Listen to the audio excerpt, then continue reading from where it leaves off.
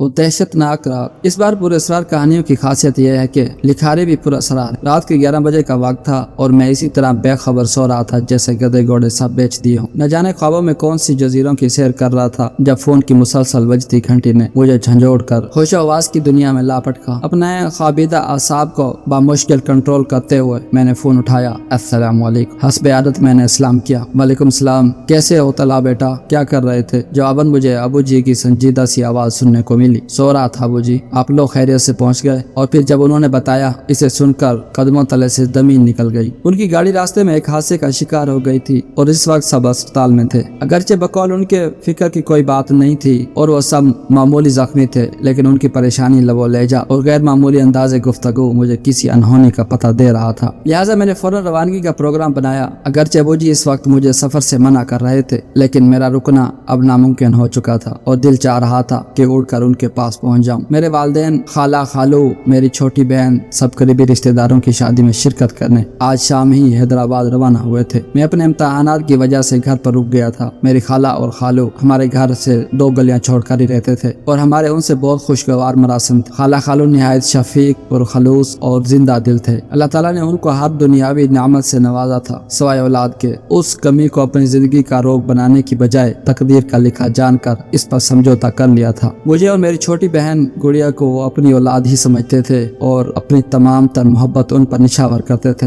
नतीजतन हम दोनों भी उन्हें वालिदैन जैसा ही मकाम देते थे। फौरन तैयार होकर रवाना हो गया। वालिदैन से मैंने अस्पताल का एड्रेस ले लिया था। तकरीबन 3 घंटे का रास्ता था। जब मैं घर से रवाना हुआ था तो हल्की हल्की बूंदाबांदी शुरू हो चुकी थी। कराची में तो रातें जागती हैं, लिहाजा काफी देर तक मुझे तन्हाई का एहसास नहीं हुआ। रास्ते रोशन थे और लोग भी घूम फिर रहे थे। आधे घंटे बाद बूंदाबांदी ने मूसलाधार बारिश की शक्ल इख्तियार कर ली। अब तक मैं शहर से भी काफी दूर आ चुका था, लिहाजा ट्रैफिक भी बहुत कम हो चुकी थी। कभी कभार कोई इक्का दुक्का गाड़ी नजर आती थी। अगरचे गाड़ी के वाइपर मुसलसल चल रहे थे, लेकिन तेज बारिश के बास धुंध का सा समा नजर आ रहा था। थोड़े थोड़े फासले पर लगे स्ट्रीट लैंप्स अपनी मध्यम सी रोशनी से तारीकी को शिकस्त देने में मसरूफ थे। सड़क के दोनों तरफ घने दरख्त रईसी रोशनी को भी निगल रहे थे। अगरचे मैं फितरतन काफी दिलेर और निडर था, लेकिन तन्हाई और तारीकी की हैबत मुझ पर तारी हो रही थी और मैं सफर की बखैरियत तमाम होने की दुआ कर रहा था। लम्हा भर को बिजली चमकी तो पूरा मंजर वाज़ेह हो जाता। बड़े बड़े दरख्त तेज हवा से हिलते हुए मुझे मुख्तलिफ शक्लें इख्तियार करते नजर आ रहे थे। कभी कभी मुझे ऐसे लगता जैसे खून आशेम चुड़ैलें मुझे इशारे से अपनी तरफ बुला रही हैं। अचानक बिजली चमकी तो मुझे दूर सड़क पर ऐन दरमियान में एक इंसानी हियोला खड़ा नजर आया जो जोर जोर से हाथ हिलाकर गाड़ी रोकने की इस्तदा कर रहा था। पहले तो मैंने इसे कोई चोर उचक्का समझा जो मुझे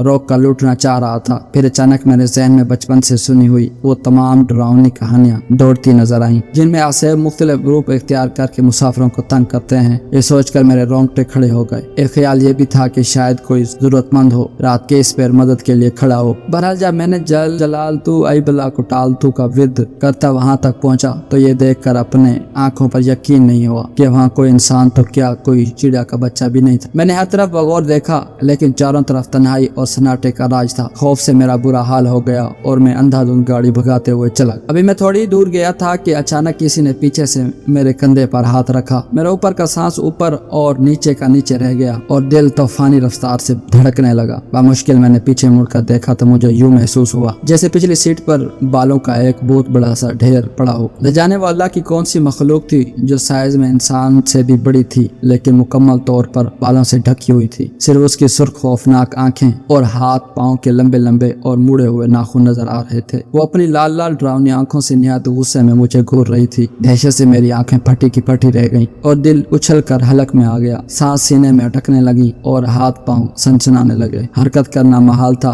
बड़ी मुश्किल से मैंने अपने हवास इकट्ठे किए और जेर लब कुरानी आयात का विद करते हुए गाड़ी को तूफानी रफ्तार से भगा दिया। थोड़ी देर बाद मुझे महसूस हुआ कि पिछली सीट खाली हो गई है। मैंने शीशे में पिछली सीट पर देखा तो आसेब वहां से जा चुका था। अभी मैंने पूरी तरह सुकून का सांस ही नहीं लिया था कि मुझे यूं लगा जैसे गाड़ी धीरे धीरे निहायत वजनी होती जा रही है और इसे चलाना नामुमकिन होता जा रहा था। जिस गाड़ी को मैं जहाज की तरह उड़ा रहा था अब गधा गाड़ी की तरह चलने से भी इनकारी थी। अभी मैं इसी शशोपन में मुब्तला था कि पीछे से एक खौफनाक कहका सुनाई दिया। ऐसी दहशत ज़दा कर देने वाली आवाज मैंने अपनी जिंदगी में पहले कभी नहीं सुनी थी। मुड़कर देखा तो वही गैर इंसानी मखलूक दोबारा सीट पर बराजमान होकर कह लगाती नजर आई। उसकी टांगें इतनी लंबी हो चुकी थी कि उसने गाड़ी की खिड़की से बात लटका रखी थी और पांव सड़क पर घसीट रही थी। इसी वजह से गाड़ी का आगे बढ़ना मुश्किल हो रहा था। ये देखकर मेरी रीढ़ की हड्डी में खौफ की लहर दौड़ गई और मैंने बाआवाज बुलंद कुरानी आयात और आयतल कुर्सी पढ़ना शुरू कर दी। थोड़ी देर बाद गाड़ी फिर से हल्की होकर तेजी से रवां दवां हो गई। इसके बाद गाहे बगाहे ये तमाशा चलता रहा। कभी वो बला पीछे और कभी आगे मेरे साथ वाली सीट पर नजर आती, कभी कहके लगाना शुरू कर देती और कभी निहायत गुस्से से मुझे घूरती रहती। मैंने दुआओं का वेट जारी रखा और तेजी से गाड़ी भगाता रहा। घंटे भर में शेर के आसार नजर आने लगे तो वह मखलूक यका गायब हो गई। मैंने अल्लाह का शुक्र अदा किया कि बाखैरियत बगैर कोई नुकसान पहुंचाए मेरा पीछा छोड़ दिया। अभी मैं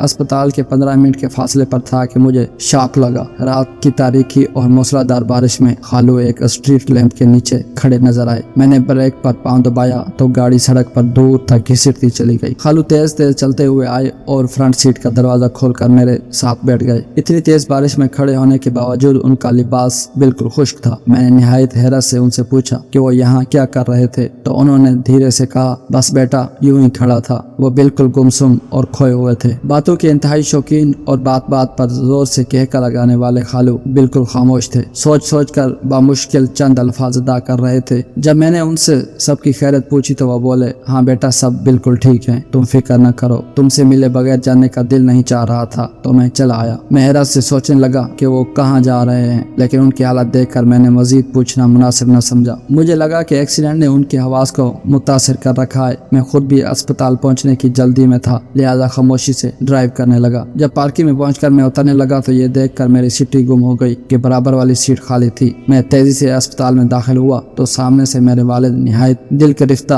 हालत में खड़े नजर आए। मैं खालू के बारे में बताना चाहता था लेकिन वो खामोशी से तेज तेज चलते हुए मुझे अंदर ले गए। कमरे का मंजर देखकर मुझ पर सख्त तारी हो गया। सामने ही बिस्तर पर खालू की लाश रखी थी जो रोड एक्सीडेंट में मौके पर ही दम तोड़ गए थे। अम्मी और खाला मुझे देखकर लपक कर आई और मुझसे लिपट कर फूट फूट कर रोने लगी, लेकिन मैं अपने हवास में ही कब था जो उन्हें तसल्ली देता। मैंने हैरत से खड़े ये सोच रहा था कि अगर खालू एक्सीडेंट के वक्त ही इंतकाल कर गए थे तो अभी मेरे साथ गाड़ी में वो कौन था? क्या उनकी मोहब्बत वाकई इतनी शदीद थी कि इससे मिले बगैर जाने का उनका दिल रजामंद न था? यही वो मामा है जो कभी मुझसे सुलझ नहीं सका।